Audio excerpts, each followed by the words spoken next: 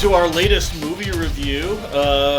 About, what was it, maybe 2 weeks ago, I think Robert sent me a trailer. It was last week. Was it just last week? Well, yeah, 2 weeks ago I sent you the trailer, but last week we actually watched like a scene.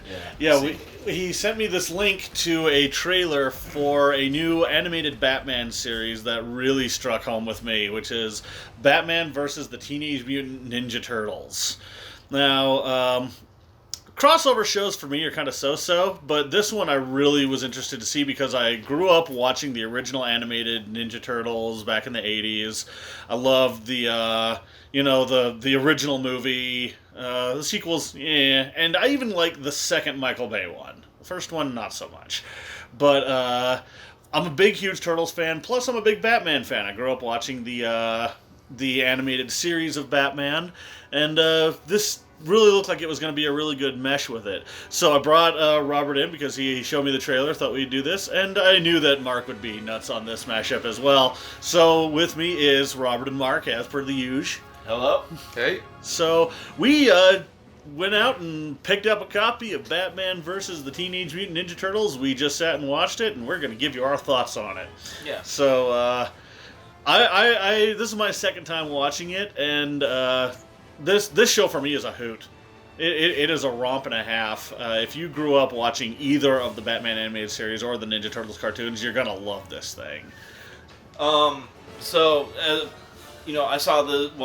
saw clips of this because I saw the trailer before it released. This is like a fairly new. So we're reviewing this like the month that it came out. Yeah, it just came out within the last couple weeks or so. Yeah, so this is fairly new, and so how I got alerted to this is so just browsing YouTube as one does, came across a clip of so it said Shredder versus Batman, and so I'm like, okay, well this is probably just a fan thing that someone made, and I was expecting really bad animation, and then it starts playing, and it's like Batman animated series. Like really Batman. Quality And animation. 90s Ninja Turtle Shredder, I was like, oh, holy shit, okay. So then I'm like, okay, and then next is see trailer for Batman versus Teenage Mutant Ninja Turtle. And so I'm like, okay, well I gotta play this, and watched it, and I'm like, okay, I'm sending this to Casey because I'm like, we're reviewing this when it comes out. Yeah. You know me so well. Yes. But this is like 100% 90s nostalgia. I mean, it is Batman animated series combined very well with Ninja Turtles. Now it's a newer version of Ninja Turtles. Yeah, it's more like that Ninja Turtles series that came out in like the late 90s to the early 2000s. Mm-hmm. More of that style because, it's the Nickelodeon one. Yeah. I much rather preferred by character models them using the 90s version Turtles. Because one of my biggest gripes about this was the Turtles looked okay, except for Donnie. Donnie looked weird. Donnie looked a little weird. His head looked a little squished to me. Looked like a melon. Yeah. And so I would have much rather preferred the 90s version character models on that. Again, that's just my thing. But like Casey said, this thing is a hoot. Yeah. So I actually collected Ninja Turtle comics, the Eastman and Laird ones, back in the late '80s, mid '80s to late '80s. I even played the Teenage Mutant Ninja Turtles and Other Strangeness RPG. Oh wow! Yeah, pen and paper tabletop RPG by Eric Wujik, and we loved it. We would play it nonstop. Back when we were good for nothing teenagers and had time on our hands. So yeah, it was great times. So there were plenty of shout outs to the old school stuff like that. Notably, in the opening credits, they have the black and white illustrations and just scenes of the urban sprawl and what have you. And it was also a little bit shades of Sin City as well in there. Yeah. You could tell they'd given it a little edge, but it was nice to see them throwing it all the way back to that. which was nice. Like back to the origins of the Turtles type thing. Mm-hmm. Yeah, it's really crazy to see some of the attention to detail that you find in this show, where when you first enter the Batcave, we see the giant penny from a specific episode of Batman the Animated Series, and the big T-Rex statue, and the various Batman outfits, and then he has the and we were talking about this, the Jason Todd Robin costume. As a homage. So the black and red one. Yeah. So stuff, Easter eggs to look out for in this. There's tons. Yeah, there, like, especially if you're either fan, even just like general Batman, general Ninja Turtles. There were a lot of throwbacks to the '80s cartoons in here, plus some more modern ones. We see the Turtle Van make an appearance, and the bumper has the snarling face that the original '80s TV show bumper did. But it has that bigger tank look, more like the garbage truck thing that they drive in the Michael Bay movie. So it's got the turtle van, but it is beefy, and it throws the sewer top, the sewer manhole covers. Like it's really cool to see how they meshed everything together. So like the toy that I had back in the '90s. Yeah.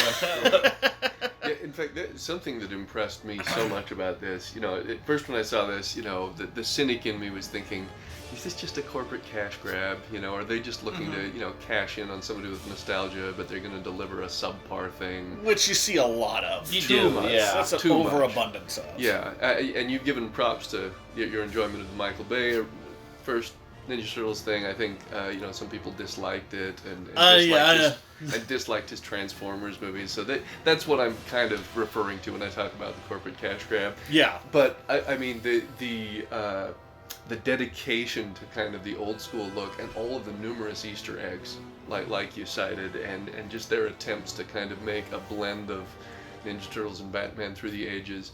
My gosh, I was left with the impression that this was by fans for fans. Oh yeah. Yeah, this were people that were dedicated.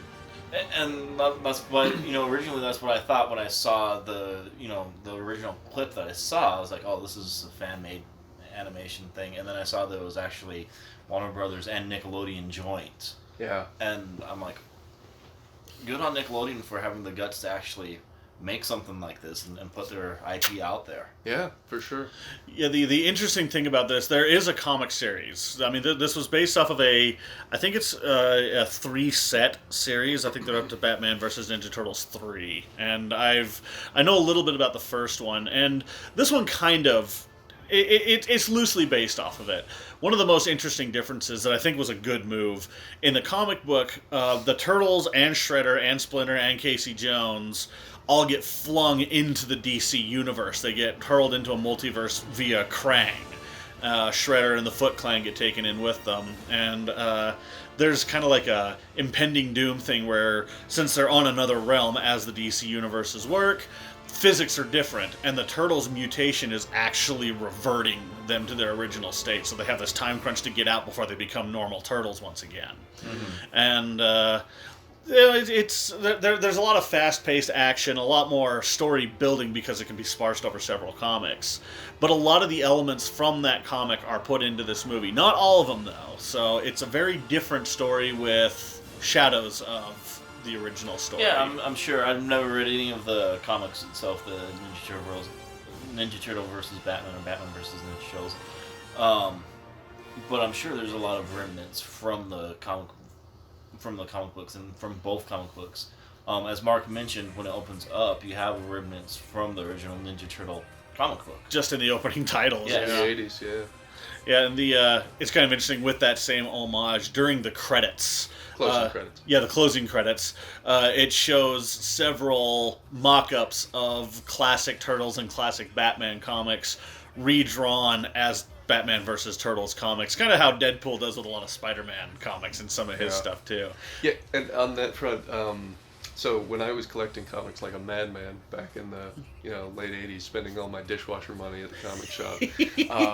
I remember they started doing more kind of crossovers and mashups, and at first it was just within like a single franchise's thing. So you'd see like Wolverine versus Hulk, and I was like, cool, I want to see this. And then they started kind of coloring outside the box a little bit, and I'd see Aliens versus Predator, and I was like, whoa, these are like, dude, this is great, And so this is kind of following in that trend, and oh man, it was great to just see these two great tastes tasting great together. Yeah, I've seen quite a few of the Batman animated movies, like Gotham by Gaslight and Batman Ninja. We reviewed that one on another site actually, and there's a lot of these, and they're pretty good. They're not bad. They're pretty good, but they're not like mind blowing. Gotham by Gaslight was pretty good, and that was kind of one of my favorite ones until this one. This is, by far, of all the animated Batman movies, my favorite, hands down. I mean, it was amazing. It was nostalgia all over the place with good modern twists to it, and just a whole lot of fun. And they mix up the action so well. They don't do like, this obvious pairing goes with this obvious pairing, and the Turtles are always fighting Batman's villains, and Batman's always fighting the Turtle villains, because that's just how it goes in crossover stories. There's a good mix-up between it all. There's a good crossover. One thing I want to really mention that they did very well was the animation. Mm-hmm. The fight scenes were spot on. Yeah. When the Turtles first meet up with Batman, that fight scene was amazing. Yeah. It was action-packed. The animation was smooth. It looked like I was watching a live action. So props to the animation team on that. Yeah, the choreography in the fight scenes is very good, and the cinematics. A big thing that a lot of people don't pay attention to. It's more of a subtle thing that your mind picks up on, is the camera angles. Mm-hmm. Sometimes camera angles can make or break a fight scene. You can have a really good fight scene, but if the camera angles are wonky, it's a little weird. This one, they really nailed everything about it. The choreography, the angles, everything. Yeah, they even did some interesting little POV cameras. Like there's a scene where Mr. Freeze is swinging Donatello around swinging Mikey around by one arm. Mm-hmm. And at first we see, the cutaway shot, third-person view, but then it switches to a first-person POV cam of what Mr. Freeze is seeing. Yeah. And we're seeing, Mikey with like his bandana, flinging off to the side because of the centripetal force and things like that. So that was fun. Yeah. I was also going to mention, with respect to the action, maybe some people will think this is too high a praise, but I thought the action in this movie was on par with, like, say, a John Wick movie. Yeah. I mean, it was just non-stop. It was great. And like you were saying, Casey, there were so many mix-ups. It wasn't just Batman versus Ninja Turtles. Frankly, one of my favorite fights to watch was Batman versus Shredder. Yeah. With the gauntlet versus gauntlet action. The first one that I watched. Yes. Yeah. It was pretty crazy. There's a scene as they're coming up to the, you're into the third act. We got the final showdown about to happen type moment, and they're storming the gates, as it were, and there's a scene where it's just like, all right, there's a small break. It's like, let's do this, and it shows both sides rushing each other. Big war scene, and it's just a straight-on shot showing them hitting in and diving back and forth between each other. Yeah, it's your classic storming the castle scene. Yeah. I mean, you've got basically this fortress, and they're like, oh yeah, it's walled off, and they have their planning scene. And so it's going to be well protected, and it's just this your typical storming the castle scene. The Turtles are coming in, Batman's coming in, action's happening left and right, and they're hitting like every beat. Yeah, it was kind of interesting. They got Troy Baker voicing Batman in this, and it fooled me. It sounded like Kevin Conroy. He nailed it. So. Dude, and he showed off his voice acting chops, man, because not only is he playing Batman, he's playing, it's Batman, so there's obviously Joker. Yeah, you don't get Batman without the Joker. He's in there. So. And Troy Baker voiced the Joker in Batman Arkham Origins, but he did not voice Batman.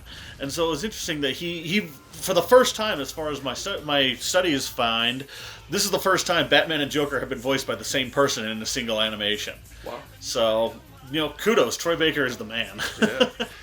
with respect to what you're saying about the villains, I don't think this will spoil anything for anybody, but something that I appreciated, we saw the whole Rogues Gallery from both milieus. So we saw all the Batman villains, and we saw all the Ninja Turtles villains. It was so great. I would have been satisfied if they had just picked like one. Yeah. But we got the whole pantheon. It was so much fun. No, I want to play Donatello here and correct you a little bit. We saw most of the Ninja Turtles. There are two missing.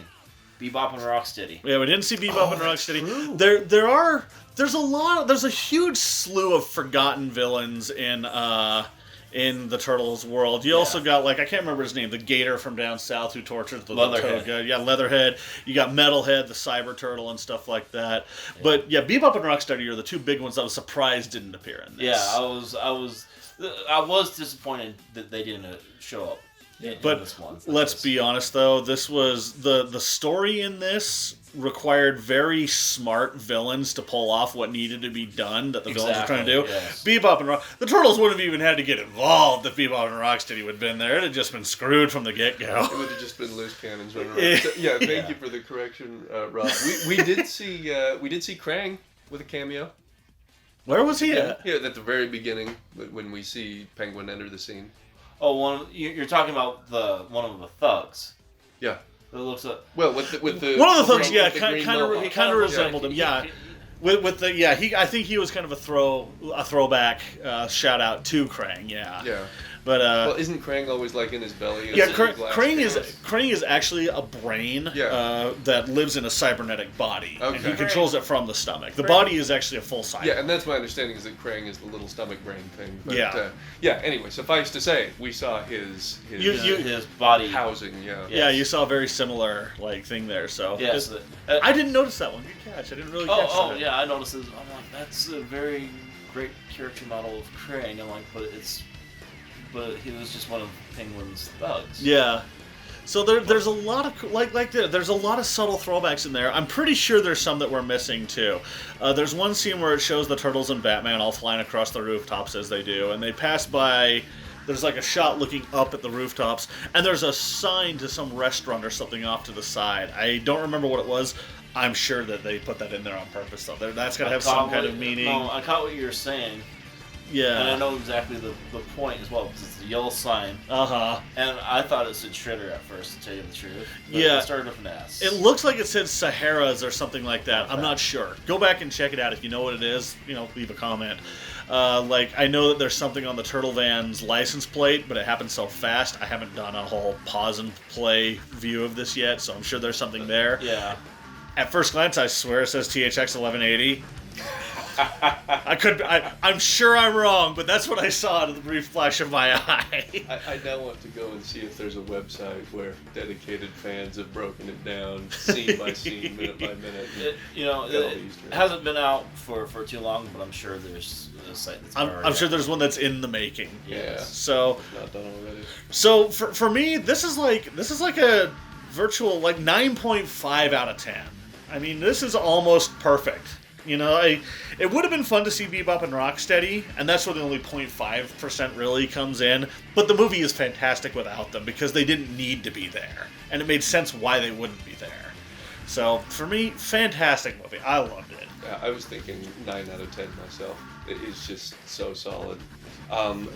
Do you mind if I just give a couple examples of some little lines? Oh, go ahead, man. Of the fans here. So, I think the best lines got split between Michelangelo and Donatello. Definitely. No surprise with Mikey there, right? Yeah. He's the comic relief. He's going to get the funny lines. But Don got a fair share of them. Just some examples. So the Turtles land in Gotham, and they're looking around, and Mikey's raving about how he loves the place, and Don says, I don't know, Gotham and New York are basically the same, except for all these blimps. What's up with that? Yeah. But that was great.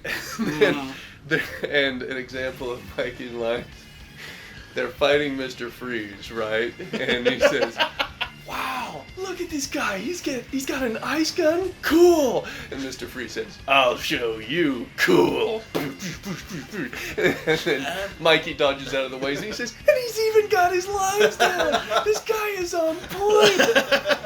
And then, minor spoiler, they managed to down Mr. Freeze, yet using some kind of like little heat bombs. As they do with. Yeah. And, and Mikey exclaims, I guess if you can't stand the heat... Don't do it. And Robin and Rolf are both like, no, please stop. No, don't. Just get out of the kitchen. Oh, bam! I got lines too. And where were they fighting? In the kitchen. Yes. No, that just... Like I said, everything was on point with this movie. Even the self-aware moments are well timed too. Like it's amazing. Yeah. An example of a self-aware line is when Batman first faces off against the Ninja Turtles. He's not doing anything lethal, and they pick up on that later. Mm-hmm. And one of them says, "It's almost he was feeling us out, kind of like a detective would." I didn't catch that one. Oh yeah, wow. Yeah, that was a solid line. But so, this was a really good one. Robert, your final thoughts on this one? Oh yeah, again, 9 out of 10. It was great. It's a great movie. Very nostalgic for me because I was a big fan of Batman the Animated Series and Ninja Turtles, and so this is a great love child for it. The voice acting was on point. They had a great cast. Troy Baker did a fantastic job as Batman and Joker. Baxter Stockman shows up, and my twisted mind is like, they need Jeff Goldblum voicing. My wife said the exact same thing. Oh, he would have been good. And he almost sounded like him. That's the funny thing. And that was a very... and I actually had to look up and confirm that it wasn't him. And I'm like, yeah, they need Jeff Goldblum voicing Baxter, because it would have been a great Easter egg for the horror. For the weirdos like us. Yes. But no, all around... It hits every comical timing point. The action points, the action scenes are fantastic. Like Mark said, I agree with him 100%. It's like John Wick because it's non-stop action, but you'll have some time to breathe, but then they get back right into it.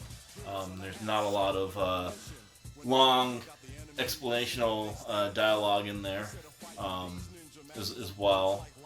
Which, props to them. I always like and it's how it should be, the show not tell method of filmmaking, because it always because they'll put a lot of dialogue in there explaining it, and it's like, you don't need all the exposition. Yeah. Show the exposition. Yeah, and on that point, so there was one notable scene where I think Leo is giving exposition about certain, specialty ninja moves that only Shredder and Splinter, thank you, know. And while he's doing the voiceover, while he's doing the exposition, the visuals cut to kind of this flashbacky style, and it shows like old Japanese style artwork on rice paper, and depicting what had happened in the past. And another really subtle but nice touch, it was scrolling right to left, because that's how old Japanese is. Yeah. It wasn't done in the American style. It was done in the actual Japanese style of it. Thanks for reminding me, because that's another good point that I want to bring up, is the attention to detail that they had with the Bat Cave, the Ninja Turtles. I mean, even the fighting techniques and fighting styles. I'm not at all into martial arts or martial art expert, but the movements were fluid and they looked very natural when they were fighting, especially when they got to the close-up scenes. Yeah, there was a lot of effort put into this show, and it shows. And I'm really hoping to see like more of this, because I know this, like I said, it kind of loosely covers the first of the 3 stories of Batman versus Ninja Turtles. So I'm kind of curious to see if they head into the second one and the third one, if there will be other ones. I'm excited to see if they do other crossovers. I've seen other crazy Ninja Turtle or Batman crossover cartoons that this could fall into. So hopefully we'll be seeing that, and who knows? Yeah, you were asking for our closing thoughts. Just a couple other things real quick. So we've heaped praise on this, and it's well deserved. Just one little caveat that I wanted to mention: this was surprisingly violent. Yeah, it Yeah. was. Yeah, I was surprised at the amount of detail that they showed in some of the killings, and I understand that kind of the break point for PG-13 between that and R is if you show like a human killing another human, that's when you cross over into our territory, and they really crept up to that line. They got right on the line. Yeah. Well, we see at one point Shredder straight up impale somebody. Well, Shredder. A total innocent person just gets shanked. Yeah, I mean, there's other scenes, fight scene. Okay, so when they're breaking into, little minor spoilers as well. They're breaking into the bad guys. Raja Ghul and Shredder are breaking into. They're going to Arkham. How else are we going to see all the Rogues Gallery? Yeah. And one of the guards gets straight up beheaded, but they do it in such a PG-13 way that. the severed head part. You only see the top of the head, and then the lifeless body fall over. Yeah. Yeah, but the cut on the neck is just barely out of frame. Yeah. It's so, like I said, they did a really good job of straddling that line, going up to the line, but not crossing it. So. Yeah. So just so we're clear, if anybody's listening and anybody's thinking about this, I don't think the target audience for this show is kids. No, it's not. I think it's adults who are reveling in their childhood nostalgia, but can handle a little more gore. It is PG-13, and there are reasons why it's PG-13. It borderlines the soft R hard PG-13 line. Yeah. I'll get on board with Mark and be like, don't show it, or don't let your 6-year-olds watch it alone. At least watch it with your 6-year-olds so you can explain some scenes to them, because it will, they're kind of violent and graphic. Yeah, it's probably closer to a PG-16. and that may be the overprotective father in me speaking, sure. But there it is. Yeah, and just my only other kind of closing-ish comments. Comedy was fantastic, so wonderfully self-aware, peppered throughout. I belly laughs throughout. You guys heard me losing it. Oh yeah. I mean, all three of us were losing it. Oh my gosh, yeah. But yeah, overall, this was above and beyond my wildest expectations. This just delivered so well. Mm-hmm. So there you have it, Batman versus the Teenage Mutant Ninja Turtles. Check this out. It's worth a watch. If you're a Batman fan, Turtles fan, whatever. If you're just a fan of like action animation, this is a really good one. So look into it. I just picked this up at Best Buy. It's not like this is some rare one that you have to special order or import or anything like that. Just pick Best Buy. I saw it on Amazon. Yeah, it's available everywhere. It's not like a rare, weird one, but it's probably going to fall into one of those obscurity categories. When you go to a used movie store and see the Batman section, it's like 3 rows of all these weird-ass Batman movies. Eventually, this is going to make its way into that pile, which is kind of sad. But I recommend you gotta check it out if you're a fan of these fandoms. So we'll keep you informed on other crazy, weird little crossovers like this. Again, thank you, Robert, for bringing this one in for our attention, and thank you guys for joining me on this review. Yeah. And we will see you on the next one. See ya. Heroes in a half shell, turtle power.